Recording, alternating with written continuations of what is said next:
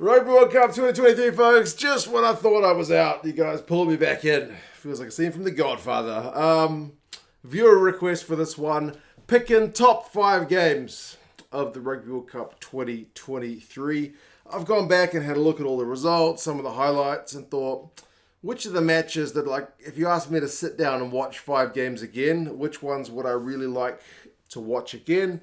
So we'll go through 5. They're certainly not the only 5 games I enjoyed, but 5 that I really wouldn't mind going down to watch again, and you guys can let us know your thoughts. If you are picking 5, which ones are you going to watch again, and the reason why is the key point. So I've got Fiji up against Portugal as my first one. This is the first one that came to mind.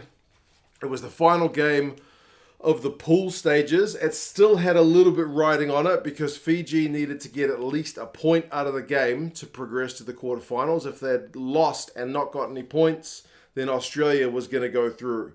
And then you got Portugal, who are looking for their first ever Rugby World Cup win, and they've had amazing support throughout the entire tournament.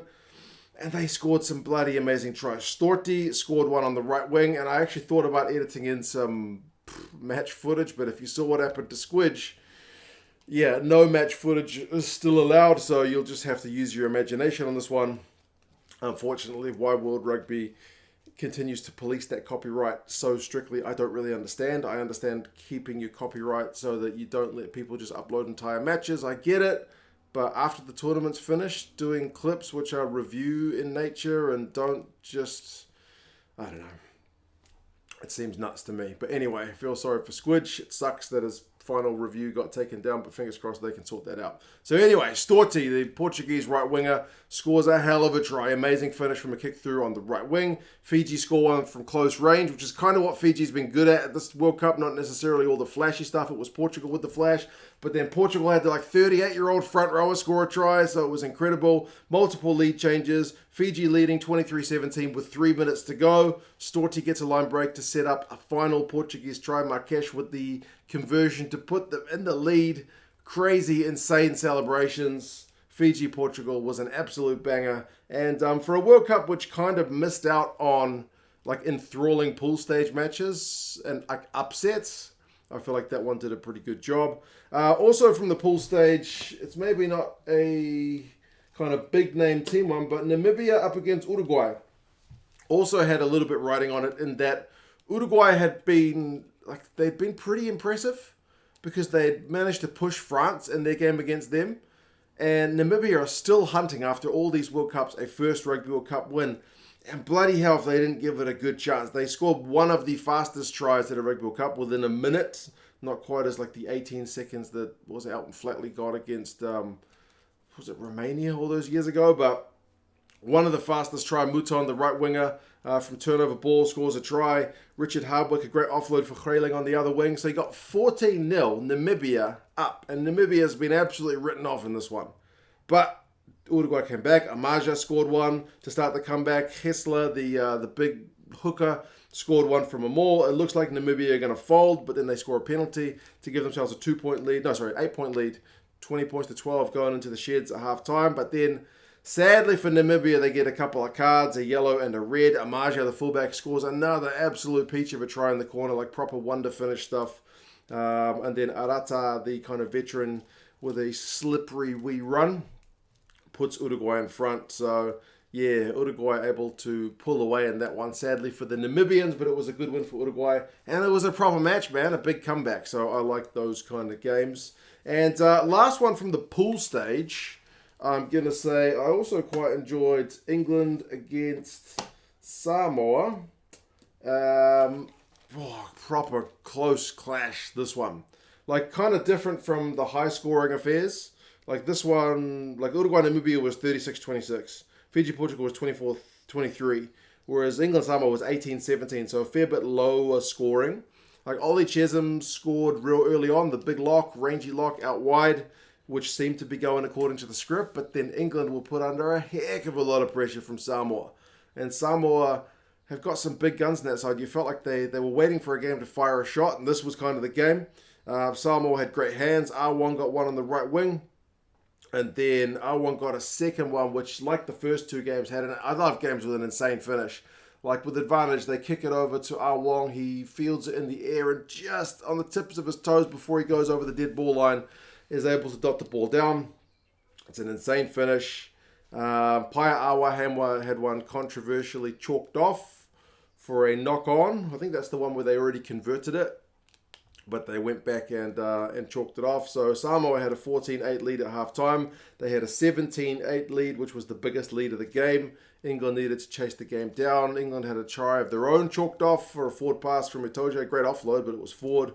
Farrell had that penalty where he used all the time on the clock. So it was the only kick of the entire World Cup where someone, fluffed it by using the entire shot clock. So that was a bit of drama. But then Samoa got a yellow card for too many penalties conceded. And Danny Kerr, the veteran, was able to scamper over for a try. Samoa almost had one. They put England in the lead on 78 minutes with Formai with a big line break. But Danny Kerr, the veteran, was able to scamper across and just bring him down by the ankles. So saved England's blushes. So bit of a crazy game. 1 point finish. Samoa had a bit of a moan about the ref, but I've noticed France had a moan about the ref after their game where they lost by a point. Samoa lost by a point, moan about the ref. New Zealand lost by a point, moan about the ref. Teams who lose by a point tend to moan about the ref. That just seems to be a theme. Speaking of France, as we move on to the quarterfinals, and these are in no particular order, by the way. I just thought I'd go with the pool stages first. France against South Africa was an insane game. 29-28 to the box in the quarterfinals. Worthy of a final, that game. Crazy in that it's like the French who are scoring through their front rowers and the South Africans who are scoring through their flashy backs. France got a cracking start. Get the crowd into it. Cyril Baye, the big prop, gets one. But then France couldn't handle the high balls. Kurtley Arendse scampered away with one. Libok with a great high ball for De Linde, who fields one. Well, it wasn't De Linde competing for it, but he's able to gather it. And then he's able to score a couple of phases later. So South Africa, bang, bang, after being down early. Dupont coming back from that facial injury. You're not sure if he's right. He takes a quick tap when they've got advantage and then sends, was it Malvaka? Yeah, Malvaka over to make it 12 points apiece. Creel towed one through for Colby, which was probably the best try of the game. Colby's still got absolute wheels. And then Cyril Baye got a second one from close range. And then Etzebeth got a yellow card. So France went in with a 22-19 lead at halftime. Etzebeth in the bin. But Etzebeth made up for that yellow card with an insanely powerful try to get rid of some of the French defenders as if they were just, pesky nuisances to put them 26-25 ahead. Finishes 29-28. Faf de Klerk with that final rip on Reda Wardy. Crazy, intense game. Absolute edge of your seat stuff. And then speaking of edge of your seat stuff, I've also gone with the Ireland game against my All Blacks as the fifth and final one. I mean, that was just... So the pressure was on both of these sides. Could Ireland break their quarterfinal duck? New Zealand had been beaten at home by Ireland earlier in the year, or early last year.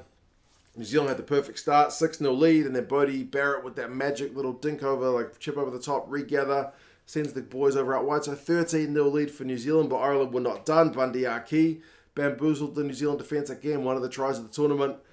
Closes the gap off, and then Artie finished a nice one out wide for the All Blacks with some good hands. Smith gets yellow carded for a deliberate knock-on, so it's proper swings and roundabout. Gibson Park is able to punish them when they got the man down pretty much immediately. So every time there's a momentum swing one way, it swings back the other.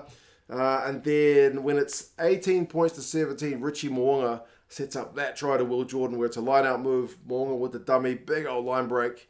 Will Jordan finishes it off. Great play. Ireland get a penalty try when Cody Taylor gets yellow carded, so it's 28-24. That's the final score, but Ireland weren't done. They went 37 phases before Sam Whitelock was able to win a turnover to win it at the death. Again, another game worthy of a final. Those are my top five. Why haven't I got the final on here? The final was a great, intense game, but I don't think it was a great spectacle that I would like to go back and watch. It's kind of like the 2011 final. If you asked me to watch any of those last four finals, I'm watching 2015 or 2019 before I'm watching 2011 and 2023. Sometimes finals aren't the greatest spectacles. They're edge of your seat at the time, but I don't know if I want to go back and watch it. Maybe just because the All Blacks lost. The England-South Africa semi-final was a cracker. The Tonga-South Africa game was an absolute cracker. There were other games. Chile's first game against Japan where they got that early try. First game of the World Cup ever. Proper cracking one, but Yeah, those are my top 5. You guys let us know your thoughts. What would you have for your top 5? Keep an eye out for the 2 Cents Gets Distracted podcast, which is coming out. Me and Tony give out our awards for the year to some of the players. Best Big Unit. What else did we have? We had Best South African as a specialist award for the World Champions. But anyway, I'll put a card up there for the podcast. Hopefully Tony's got the latest episode up. If not, it'll be out soon. You guys take care of yourselves, and I'll talk to you guys again soon. See you later.